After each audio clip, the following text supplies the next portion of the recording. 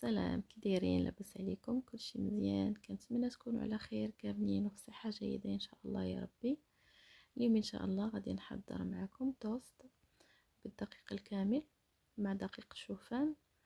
تيجي الصراحه بنين بزاف وتيجي لذيذ، بالاخص الا هكا حمرناه شويه فاش يطيب لنا هاد التوست هذا.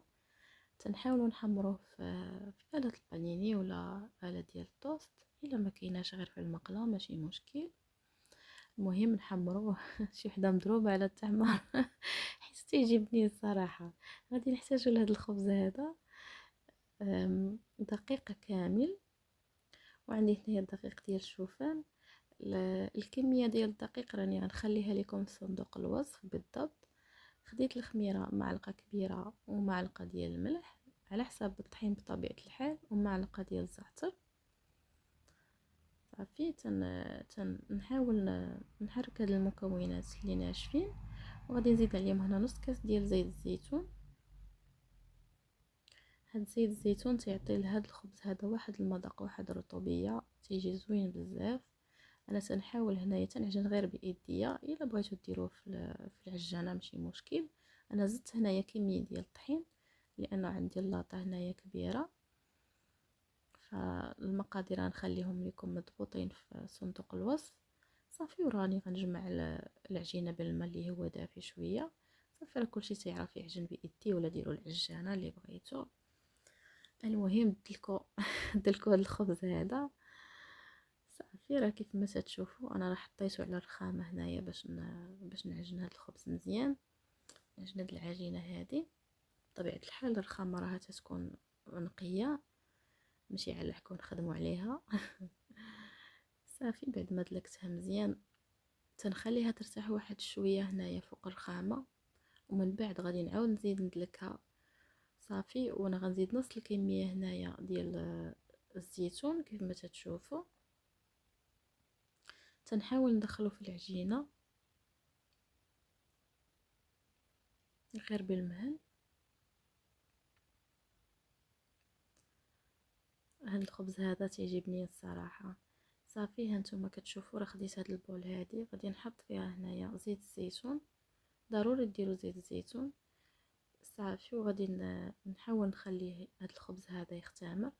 غادي نغطيه بالسلوفان. صافي السلوفان تقاده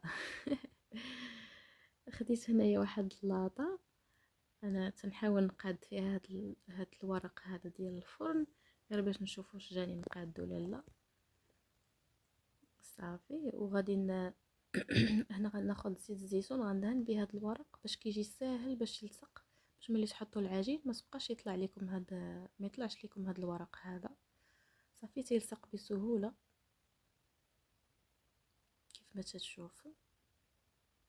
الا ما عندكمش ماشي مشكل، دهنوا غير لاطه صافي وتحطوا فيها العجين ماشي مشكل. صافي غادي نزيد هنايا زيت الزيتون. ضروري من زيت الزيتون لانه تعطيه واحد المذاق واحد الرطوبيه زوينه بزاف. العجينه بعد ما اختمرات كيف ما تشوفوا تقدروا تخليوها اكثر من هذا الوقت هذا. انا مع التصوير حاولت نزرب، ولكن راه خليت تضاعف الحجم ديالها. تنحاول نسرح هاد العجينه هذه على قد اللاطه اللي عندي في الطول.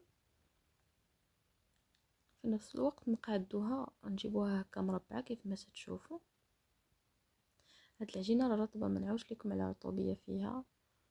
غادي ندير هنايا الكميه اللي بقات لي ديال الزيتون في الوسط ديال العجينه كيف ما تشوفوا. عندي هنايا واحد الكميه ديال الزعتر لا باس بها.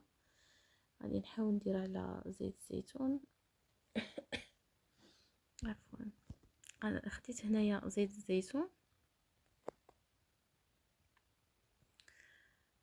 نحاول هكا نطوي هاد العجين هذا كيف ما تشوفوا راه تيجي ساهل ما تلصق ما حتى شي حاجه. صافي غادي نوضعها هنايا في هاد اللاطه هذه. تنحاول نقادها ما تنقرصها ما والو غير تنحطها وصافي. غير تنقادها من الجنيبات صافي وتيتضاعف الحجم ديالها. انا زدت هنايا زيت الزيتون من الفوق. غادي نغطي بالسلوفان.